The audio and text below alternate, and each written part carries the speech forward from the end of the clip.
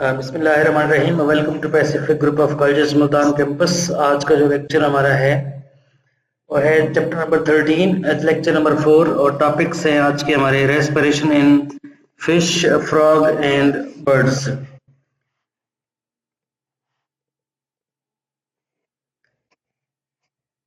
Start करते हैं respiration in fish. जैसा कि आपने जब जानते हैं कि फिश जो होती हैं इसके अंदर लंग्स नहीं होते, तो फिश के अंदर एक्चुअली गिल्स पाई जाती हैं जिसके थ्रू ये रेस्पिरेशन करती है। और रेस्पिरेशन जो गिल्स के थ्रू होती है, तो गिल्स क्या होते हैं? तो गिल्स की जो डेफिनेशन है कि which are the paired structures present on the either side of the body की दोनों साइडों पर पाए जाते हैं और ये तकरीबन हेड और ट्रंक की जंक्शन वाली जगह पे होते हैं। और अगर कोई एमसीक्यू आ जाए कि total number of the gills कितने पाए जाते हैं, तो उसमें आपने बताना है कि they are 4 to 5 pairs of gills present in fish. और गिल जो होते हैं ओपन होते हैं थ्रू गिल स्लिट्स और इनके ऊपर एक कवर पाया जाता है और उस कवर का नाम होता है अपरकुलम होता है। तो ये आपने ज़हन में रखना है, एमसीक्यू भी आ सकता है, व्हाट इज अपरकुलम। तो आपने इसकी डेफिनेशन बतानी है कि ये वो कवर है जो गिल्स के ऊपर होता है, जो विजिबल होता है। ठीक है जी। और इनके अंदर जो रेस्पिरेशन का प्रोसेस किस तरह से है, तो उसका जो मैकेनिज्म है कि सबसे पहले कि the Gill surface is all the time ventilated bye constant flow of the water. क्योंकि ये पानी में रहते हैं तो इसलिए पानी जो है हर वक्त इनकी गिल सरफेस पर आता रहता है। आगे heart pumps the blood directly to the gills from where oxygenated blood is carried to all parts of the body.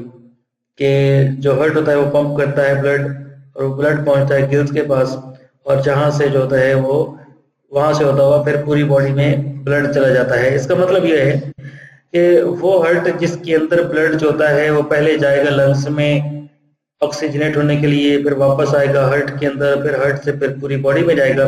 उसे हम कहते हैं डबल सर्किट हार्ट कहते हैं। जबकि फिश के अंदर जो है वो सिंगल सर्किट हार्ट होता है कि हार्ट से पंप करता है, ब्लड हो जाता है सीधा गिल्स में और गिल्स से होता हुआ फिर पूरी बॉडी में जाता है। तो इसको हम क्या कहते हैं? इसे कहते हैं सिंगल सर्किट हार्ट कहते हैं।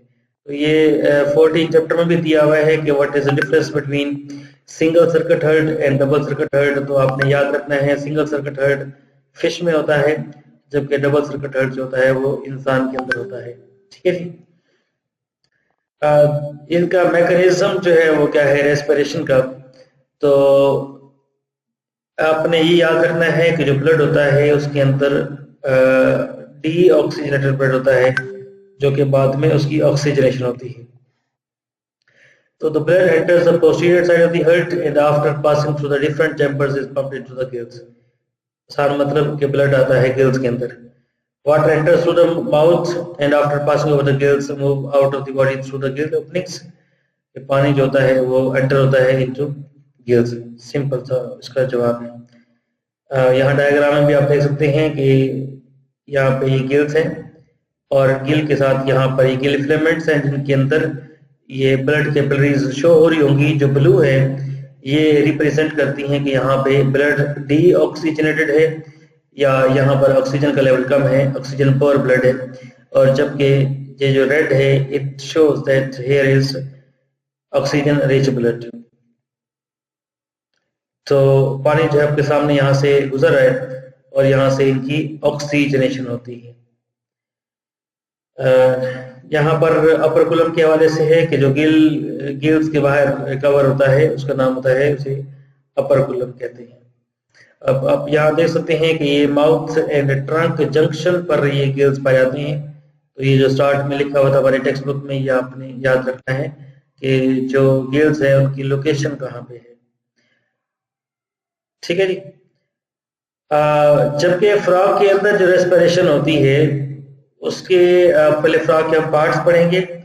फ्रॉग के अंदर जो गैसियस एक्सचेंज है थ्रू लंग्स हो सकती है, स्किन हो सकती है और बकल चैम्बर के थ्रू होती है।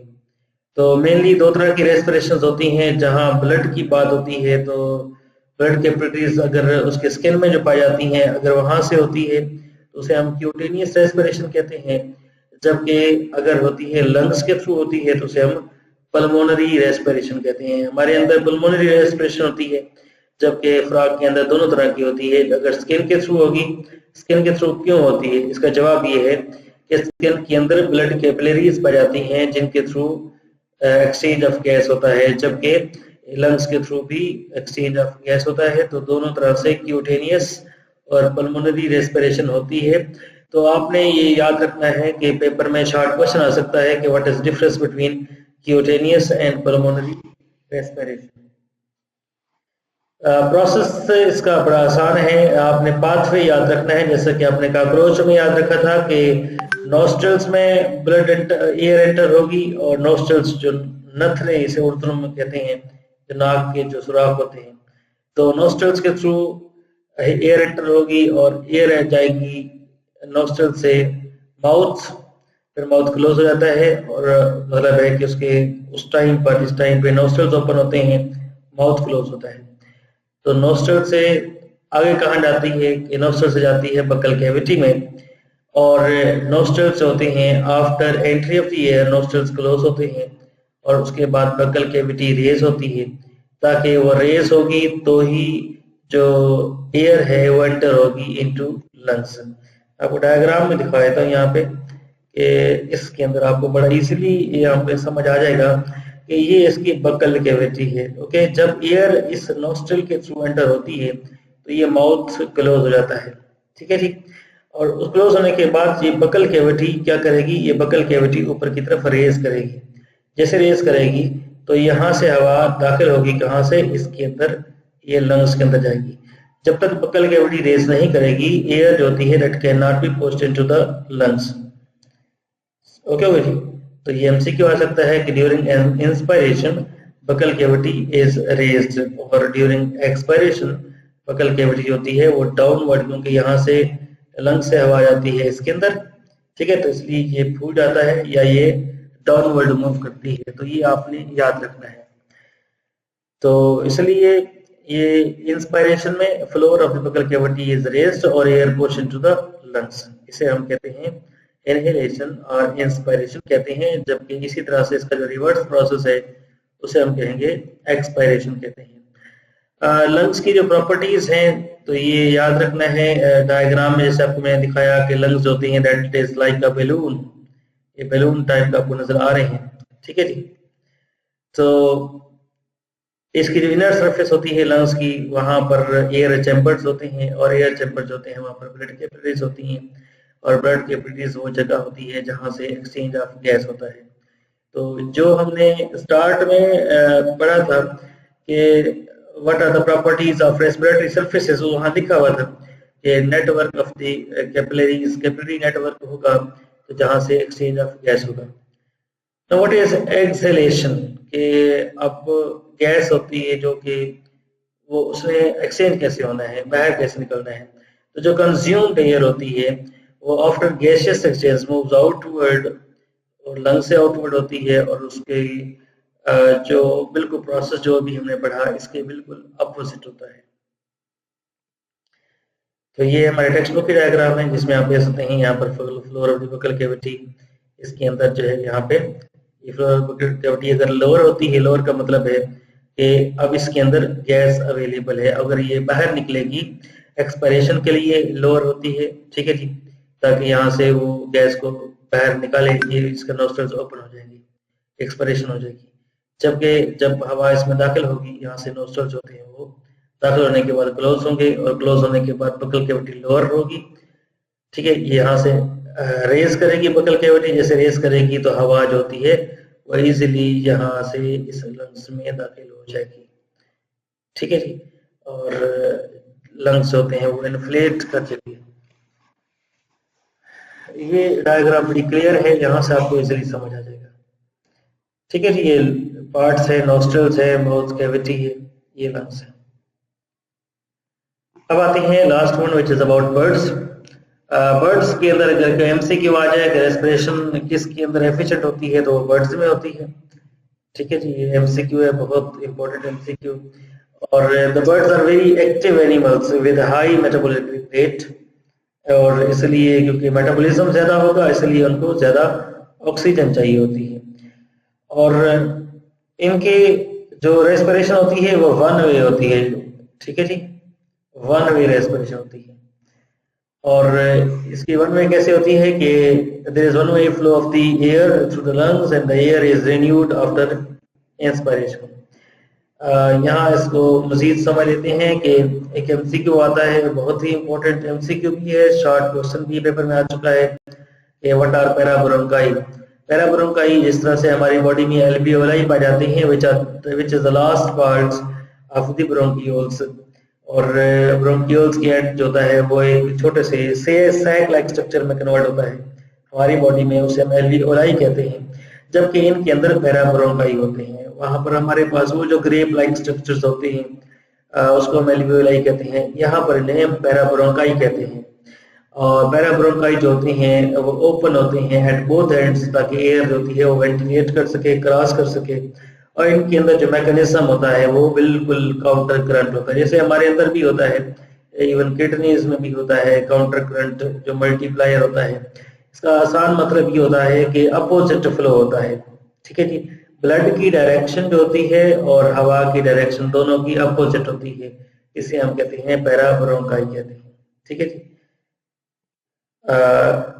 अगर डायग्राम में यहाँ पे इसके अंदर आप देख सकते हैं, ये दिया हुआ है यहाँ पे, ये बड़ा क्लियर सा है यहाँ पे कि हवा का जो रुख होगा जिस साइड पे होगा उसके अपोजिट साइड पे फ्लो ऑफ दी ब्लड होगा। तो ये आपने ज़हन में रखना है। बहरहाल हवा का किस तरह से आती है, हवा जो होती है यहाँ से इनहेलेशन ट्रेकिया के जरिए से आती है, ब्रोंकस में जाती है और ब्रोंकस से होती है पीछे से पोस्टीरियर साइड से, हमारी किताब लिखती है पोस्टीरियर साइड से होती हुई फिर वो एंटीरियर साइड पे जाती है। तो यहाँ पर एक्चुअली क्या होते हैं, यहाँ पर इस एरिया के अंदर 9 एयर सैक्स होते हैं।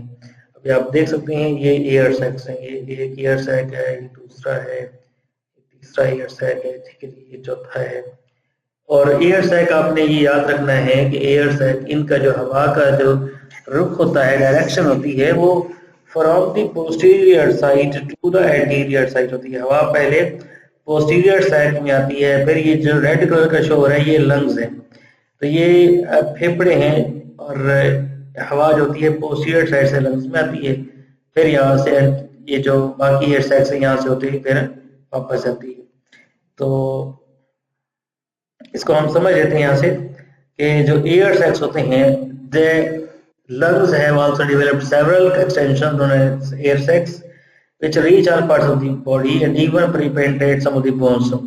और जो एयर सैक्स होते हैं उनके जो नंबर्स होते हैं वो 9 नंबर्स होते हैं और which become inflated by the air at atmospheric pressure when the air articulations are rotated forward and backward। जब एयर इसमें दाखिल होती है, क्वेश्चन ये आता है कि एयर सैक्स किस लिए होती है, they act as a bellows, ठीक है जी। ये फूंकनी जैसे होती है, फूंकनी पाइप सा होता है फूंकनी, तो उसकी तरह के ये काम करते हैं। हवा यहाँ से दाखिल होती है and they send air into the parabronchi for gaseous exchange. So this is the function of the air sacs. They act as bellows number 1 and they send air into the parabronchi for gaseous exchange. So the MCQ is which of the following is the site of gaseous exchange? Site is parabronchi। Help कौन करते हैं, air sacs करते हैं, ठीक है जी। तो ये diagram में रेस्पिरेशन बर्ड्स के अंदर किस तरह से है, यहाँ पे ये बर्ड्स के अंदर लंग्स हैं, ठीक है जी, और यहाँ पर इनके अंदर एयर सैक्स भी इनके अंदर अवेलेबल है।